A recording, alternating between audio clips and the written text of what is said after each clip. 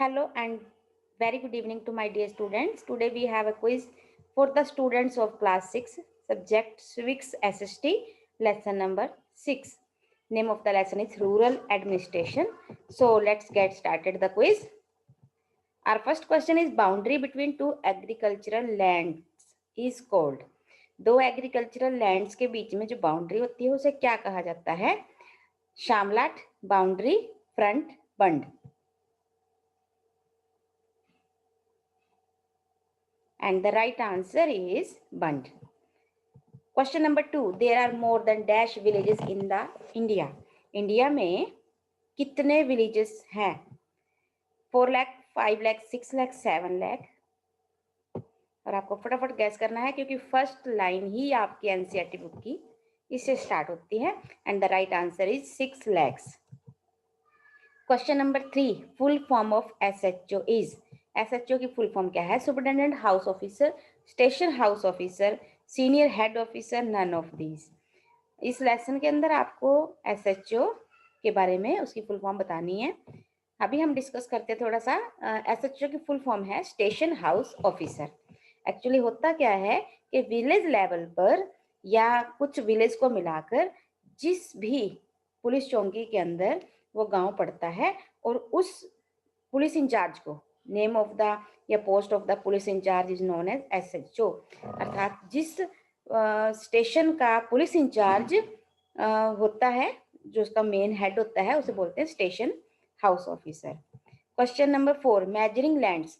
जो मेजर करता है लैंड्स को और उनका रिकॉर्ड रखता है, ये किसका वर्क है? Measuring lands and keeping land records is the main work of SHO, tehsildar, Patwari, secretary.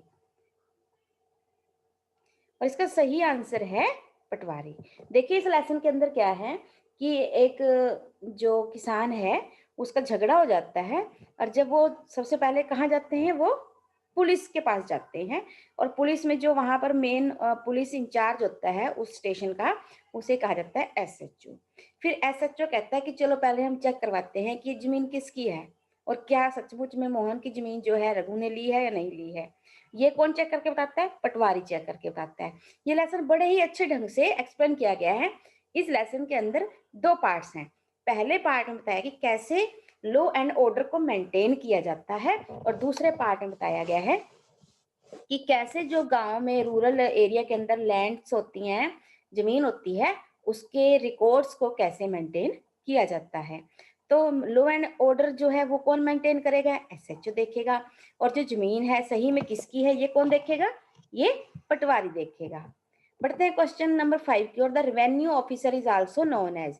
Revenue officer को क्या कहा जाता है? Sarpanch, BDO, tehsildar, district collector. इसका आपको फटाफट आंसर देना है और बताना है कि उसे क्या कहा जाता है. और रेवेन्यू ऑफिसर को हम यहाँ पर तहसीलदार के नाम से भी जानते हैं. एक्चुअली होता क्या है कि हर एक स्टेट आगे डिस्ट्रिक्ट्स में डिवाइड होती है और डिस्ट्रिक्ट डिवाइड होते हैं सब डिवीजन में. तो जो सब डिवीजन का इंचार्ज होता है, जो सब डिवीजन का ऑफिसर होता है, उसे तहसीलदार या सब डिवीजन ऑफिसर कहा जाता है. आगे है कि when was Hindu succession amendment act was passed. Hindu succession amendment act कब पास हुआ? जो नए वाला है 2004, 2005, 2006, 2007. और इसका सही आंसर है, right answer of this question is 2005. उसके बाद है question number 7. The milk society fair price shop. जो वो फेयर प्राइस शॉप का मतलब है डिपो वगैरह, bank, police station, agriculture society for seeds, seed के लिए, फर्टिलाइजर के लिए जो एग्रीकल्चर सोसाइटीज होती हैं, पोस्ट ऑफिस, सब पोस्ट ऑफिस, ये सब क्या कहलाते हैं गांव के अंदर जब होते हैं तो इन्हें क्या कहा जाता है? Private service, public service, permanent services या ऑल ऑफ दीज. इन सभी में से आपको एक आंसर जो है बताना है और इन सबको कहा जाता है पब्लिक सर्विसेज. राइट आंसर है पब्लिक सर्विसेज. उसके बाद question number 8. Tehsil is also known as. Tehsil को और क्या कहा जाता है? Taluka, town, city, village. And you have to choose one of them and the right answer is taluka. Taluka, even we can say pargana because in many states it is known as pargana. I already have discussed that a state is divided into districts. Please revise with me. State is divided into districts and district is divided into subdivisions. Subdivisions also known as tehsil or taluka or pargana. Then they are divided into towns and then divided into city, towns and villages. Who gets more benefited from Hindu Succession Amendment Act 2005?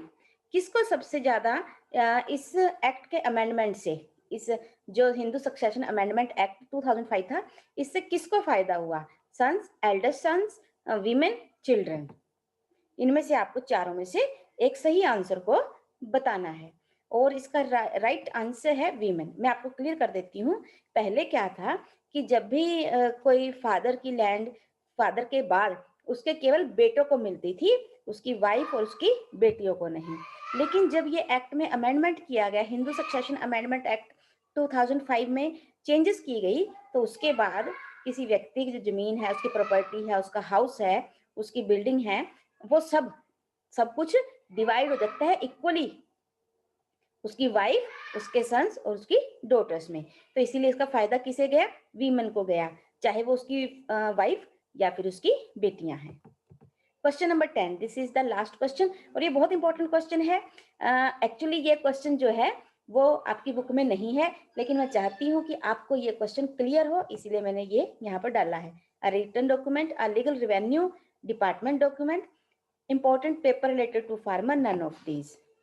और इसका सही answer है a legal revenue department document, जिससे पटवारी ये देखकर बताता है कि किसी व्यक्ति की वो जमीन, उसका पार्ट वो है जो उससे संबंधित है या नहीं। जैसे कि मोहन है, मोहन का जो रिकॉर्ड है वो पटवारी ने कहाँ से चेक किया था? खसरा से। खसरा क्या है? लीगल रिवेन्यू डिपार्टमेंट डॉक्यूमेंट है, जहां पर प्रत्येक व्यक्ति की जमीन जो है वो डिटेल में लिखी जाती है, उसे खसरा कहा जाता है। I hope you must have enjoyed lesson, आपको बहुत अच्छा लगा होगा। I tried my best to cover every topic through these questions. So keep reading, keep practicing. Take care and bye bye.